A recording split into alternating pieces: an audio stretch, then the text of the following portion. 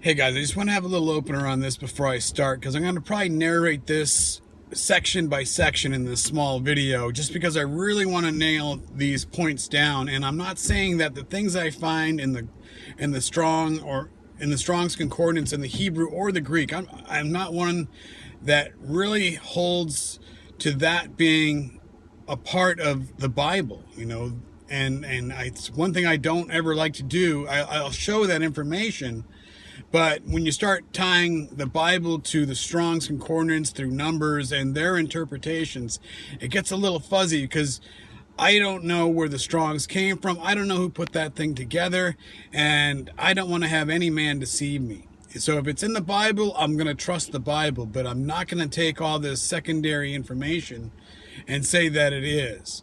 But I just use it to show, because I don't know Hebrew. I can't read it. I don't know how the words or the letters sound or any of that stuff, but I can compare letters to letters. Like if I don't read Russian, I can still take the one word and compare it to another if I have that translation. And what happens here in the Old Testament is sign is used, and I'll show you the spelling in comparison to mark, because Cain was given a mark on his hand after killing his brother and was an outcast. He was given a mark.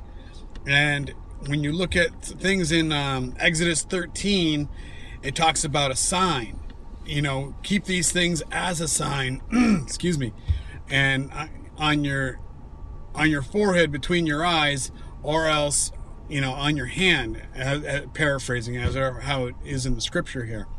So, like I've said, this stuff isn't carved in stone, what I'm saying. I'm just saying that these are things that we need to keep on hand for the future as we go into this. Because if we're constantly, like I've said in the past, constantly waiting to see signs and those things don't appear, we're not supposed to see signs possibly in these things. They're spiritually discerned. So, like I said about people getting the boils and sores many times, they might physically get boils and sores, or they might spiritually become ugly to those who are not on board with taking the mark. It can almost be interpreted both ways. So, like I'm saying, I'm not nailing this down, and I'm not trying to take away from scripture. I'm trying to enlighten, if anything else, because if we don't see these things and the world keeps going into tribulation and these things are happening, but they're happening in a different fashion, this is something I want you guys to have on deck in your mind, and you can share these with other people. So let's go into this. All right, so here is Revelation 13. A sign should be given to them, mark, charagma, on the hand of them. So charagma, Strong's 5480, and you can see a stamp, an impression, usages, a sculpture, engraving, a stamp, or a sign. So keep that in mind. A sign is one of the usages of the word. Now this is Exodus 13, after it speaks about keeping the feast of unleavened bread. It should be given for you on your hand as a reminder on your forehead that the law of the Lord is to be on your lips. Okay, so that's a second part here later on in the same scripture. So shall it serve as a sign on your hand and a symbol on your forehead. For the mighty hand of the Lord brought us out of Egypt. So there's two times in the same chapter in Exodus 13. So then we go into the next, which is Deuteronomy 6, verse 8. And we see this again, and it's talking about those who put that black box on their forehead.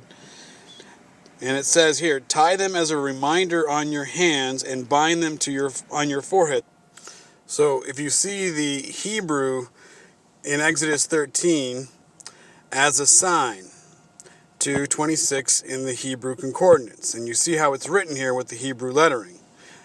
And this is the Strong's exhaustive concordance. It talks about a mark, a miracle, an ensign, flag, beacon, monument. So on the side, I saw them showing the mark on Cain. So I looked into that, and in the Strong's Hebrew concordance, I found that mark has the same number as a sign, and it has the same number. So then when I started looking at it closely, because I don't really know how to read Hebrew, I started looking at the spelling and the letters. And so Nix is pretty much the best I can describe what those letters are. I don't know what the letters are in the alphabet they use, but as a mark, or a mark and as a sign. Look at the two numbers are the same. 226, and they're spelled the same, but probably because of the usage as they're translated, it has that little 7 on the end of the as a sign. So what we can see here is that in the past, they weren't, at some point, yes, they were putting things on their skin, but they weren't imprinted into them. And there was things that they were just meant to like keep in mind or in memory of, and that's not the same kind of things that are described as the mark of the beast. Yet they sound very similar. So if this is carrying on into the Greek now, I'm wondering if that is kind of the same kind of thing when it speaks about charagma as in the mark of the beast. And yes, no man may buy or sell, but at the same time, if you're not on board and you're not rebelling like everybody else and you don't have your, say, docit passport, well then maybe, yeah, it might be the same thing. So if you're waiting for some sort of imprint into the skin, it is very, very, very, very, very possible. But at the same time, it might also be, a sign, not a mark. Just a word, just checking these things out. Like I said, this isn't etched in stone. All right, I just want to wrap this up. And like I said in the beginning, I ran across the image. And so I started looking at it in the same kind of manner in the Greek here. And I didn't check it out in the Hebrew, which I'm sure, you could easily do also, but you could see the Strong's number, and then it has the phonic kind of spelling here, so you can pronounce the Greek, and it's, icon or econ. So icon, which is almost like icon, or like an iconic figure, and you're looking down in the definitions, or in the usages, an image, a statue, or a likeness. And like I said, it's almost like the people are the likeness unto the beast. They are doing what the beast is doing. A mere like, so here's 1503, and that's Iko, and that's to be like. Mere like representation. Very close resemblance. Like a projection. And back down below here says, then exactly reflects its source. Or what it directly corresponds to, like a reflection of what the beast is doing in the world, or the Antichrist. Just an interesting way to look at things, and I don't hear anybody else talking like this, and my brain works outside the box.